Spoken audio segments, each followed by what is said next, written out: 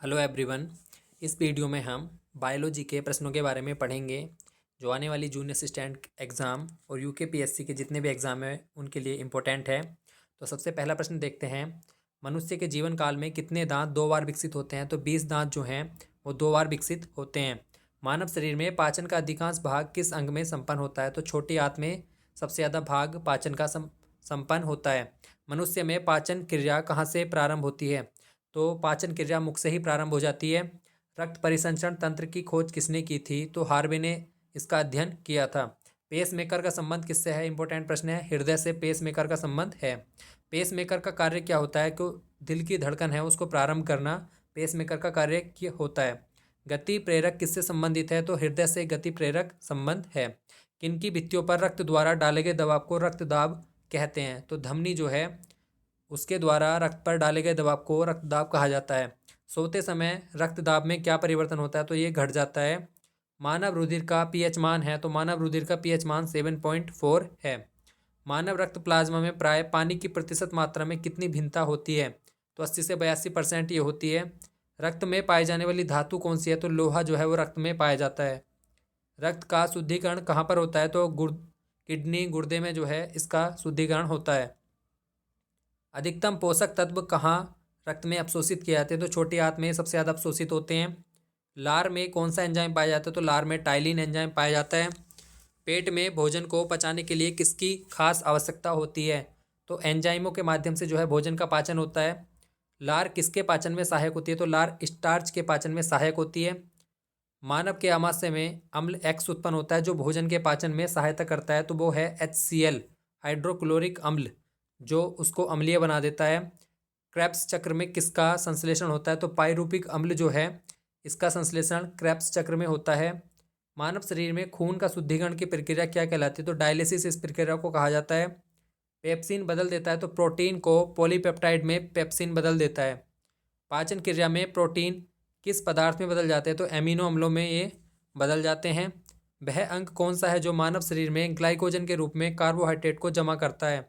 तो यकृत जो है ग्लाइकोजन के रूप में कार्बोहाइड्रेट को जमा कर लेता है और उसके बाद जब कार्बोहाइड्रेट की ज़रूरत होती है तो उसको फिर से कार्बोहाइड्रेट में बदल देता है।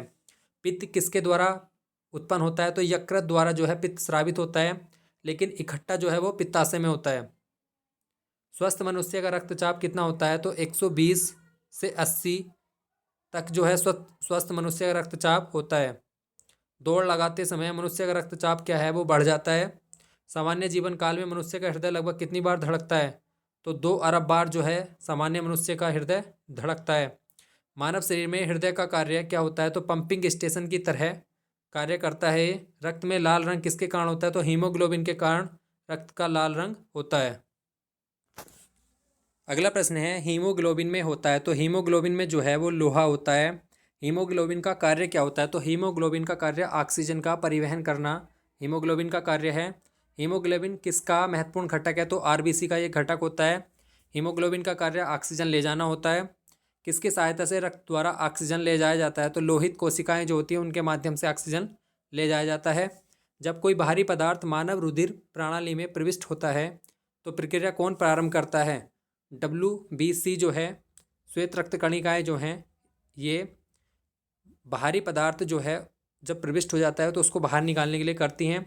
लाल रक्त कणिकाएँ जो हैं वो अस्थि मज्जा में उत्पन्न होती हैं और ये पीलिया में जाके समाप्त हो जाती है, इसलिए RBC का कब्रिस्तान जो है वो पीलिया को कहा जाता है।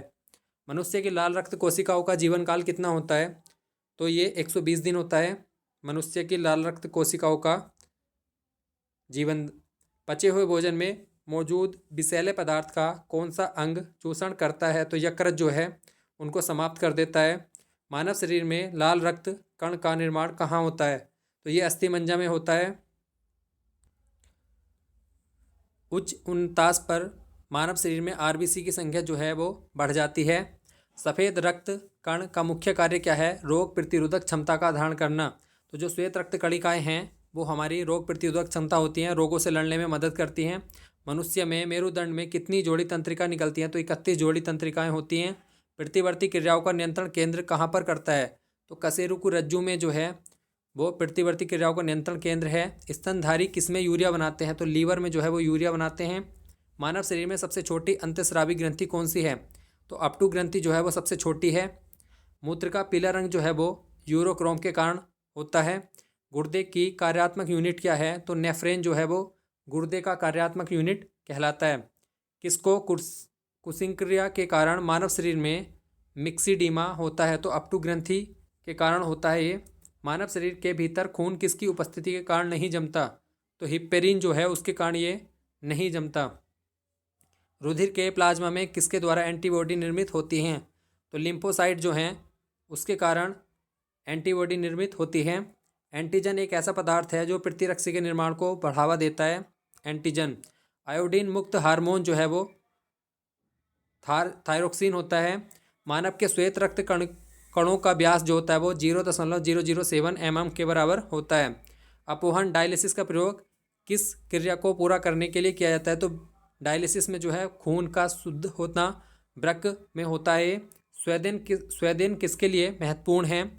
तो शरीर के तापमान को विनियंत्रित करने के लिए स्वेदन महत्वपूर्ण है। अगला प्रश्न है सामान्य निषेचन होता है तो ये गर्भाशय में होता है। एमनियोस्टेंसिस एक तरीका जो बताता है भ्रूण के लिंग का।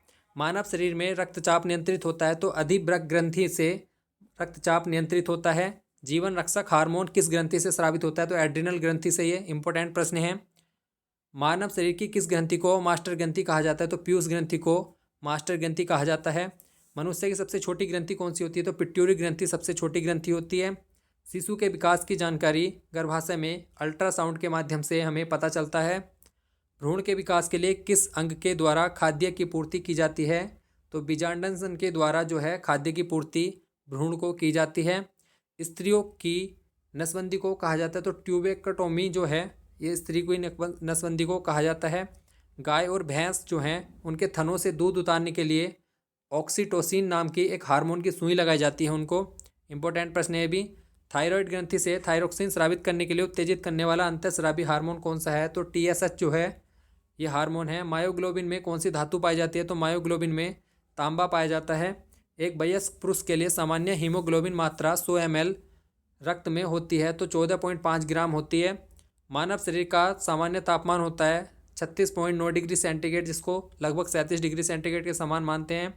किस शारीरिक प्रक्रम में प्रोथ्रोम्बिन का संबंध होता है? तो रक्त जमाव से इसका संबंध होता है। मानव शरीर में सबसे बड़ी अंतःस्रावी ग्रंथि कौन सी है? तो अपटू जो है अंतःस्रावी ग्रंथि है।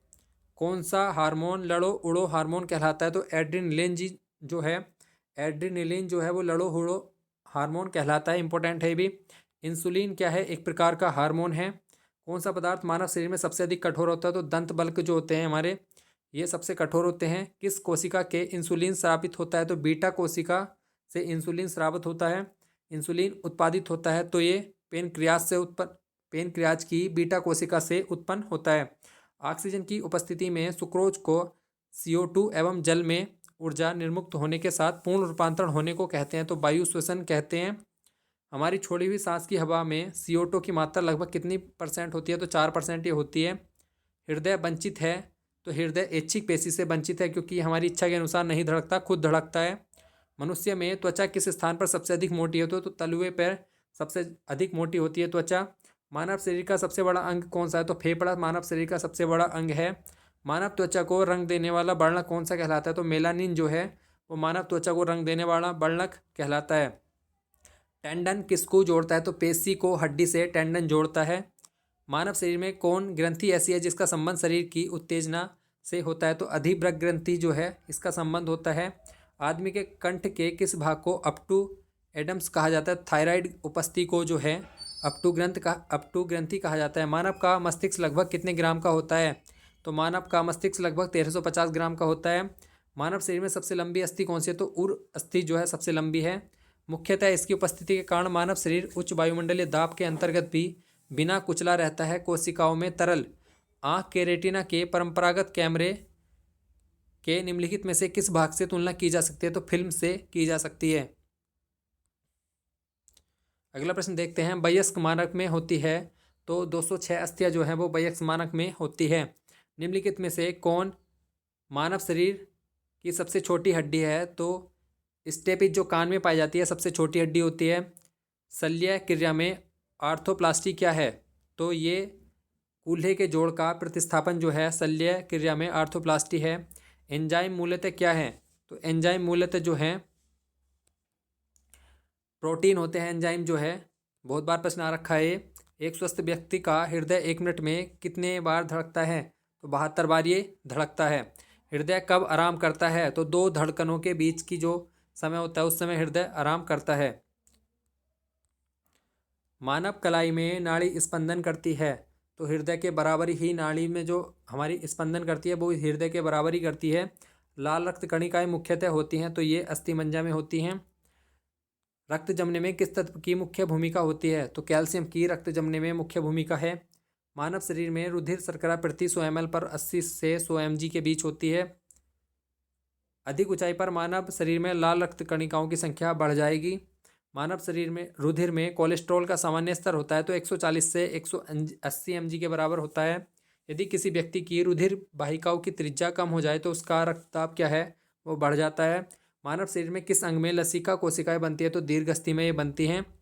स्तनपाशियों में श्वेत ग्रंथियां मूलतः संबंधित है तो ताप नियमन से है। मानव हृदय में कक्ष की संख्या कितनी है? तो मानव हृदय में कक्ष की संख्या 4 है। मधुसूदनी अंतःस्राव एक ग्लाइकोलिपिड है। मानव शरीर में पैरों की हड्डियां हैं तो फिबुला और टीबिया जो है ये मानव शरीर की पैरों की हड्डी हैं। गर्भाशय के लिए एक वैकल्पिक शब्द क्या है? यूट्रस जो है गर्भाशय के लिए एक वैकल्पिक शब्द है। हीमोग्लोबिन की अधिकतम बंधुता है तो वो ऑक्सीजन के लिए है, ऑक्सीजन का परिवहन करने के लिए। कौन सी ग्रंथि सेक्स हार्मोन तक स्रावित करती है? तो एड्रिनल ग्रंथि करती है। मानव शरीर में हार्मोन में कौन सा रक्त कैल्शियम और फास्फेट को विनियमित करता है? तो पराप्टू हार्मोन जो है ये करता है। मानव शरीर में किस भाग में शुक्राणु डिंब को निषेचित करता है? तो डिंब वाहिनी नली में ये करता है। जब वृक्क कार्य बंद करते हैं तो कौन सा पदार्थ जमा होता है? रक्त में नत्रजनित अपशिष्ट पदार्थ जमा हो जाते हैं। एक वृद्ध व्यक्ति हो जाता है तो सामान्य तो उसका रक्त का दाब जो है वो घट जाता है। मानव शरीर में पुंछ कौन सी संरचना में संलग्न होता है? तो बृहदात्र जो में ये संलग्न होता है। ऑक्सीजन श्वसन के दौरान रुधिर में प्रवेश करती है फिर उसे छोड़ती है, तो ये प्रक्रिया परासरण कहलाती है। कौन सा एक अंग जो है वो वसा का भंजन कर कोलेस्ट्रॉल उत्पन्न करता है? तो ये यकृत करता है।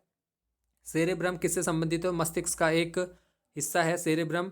मनुष्य के मस्तिष्क का सबसे बड़ा भाग कौन सा है? तो प्रमस्तिष्क जो है ये सबसे बड़ा भाग है। अगला प्रश्न है, मानव शरीर की किन कोशिकाओं में सबसे कम पुनर्योजन शक्ति होती है? तो मस्तिष्क कोशिकाओं में सबसे कम होती है।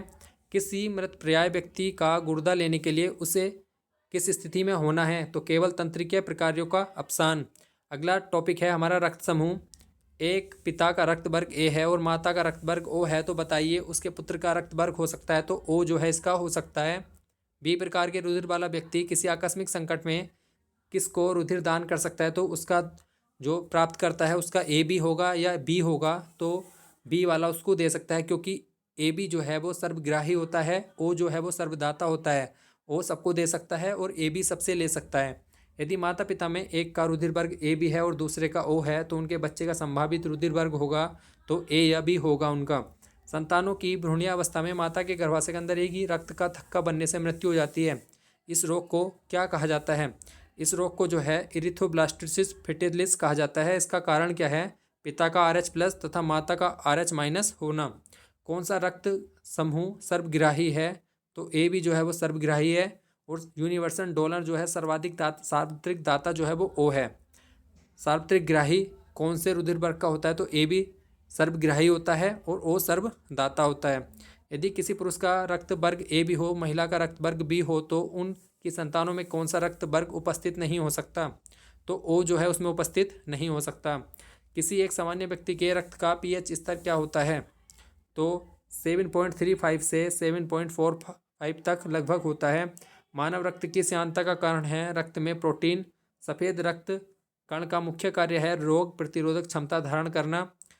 निम्न में से सार्वत्रिक दाता कौन सा है? तो ओ जो है वो सार्वत्रिक दाता है। तो ये आज हमारे बायोलॉजी का पार्ट 1 था। इसके बाद 2-3 पार्ट और कराएंगे जो जूनियर असिस्टेंट और UKPSC का आने वाले एग्जाम के लिए बहुत इंपॉर्टेंट है। अगर आपने चैनल को सब्सक्राइब नहीं किया तो सब्सक्राइब करें और शेयर लाइक ज़रूर करें। धन्यवाद।